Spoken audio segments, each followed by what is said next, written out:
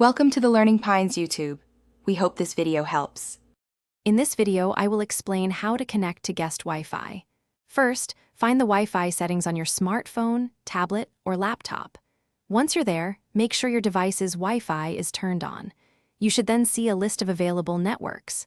Keep an eye out for one labeled guest Wi-Fi or something similar. This is usually the first step to getting online quickly. Once you've spotted the guest network, simply tap or click on its name. Your device will then attempt to connect. Sometimes, a prompt will appear asking for a password. If so, enter the password provided by the establishment. This is a common security measure to ensure only authorized guests can access the network. After connecting, your device might automatically open a web browser to a captive portal. If not, open your browser manually. You'll often need to follow on-screen instructions, which might include entering a room number, an email, or simply clicking to accept terms and conditions. This final step grants you full internet access.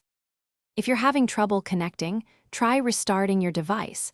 This often resolves minor glitches.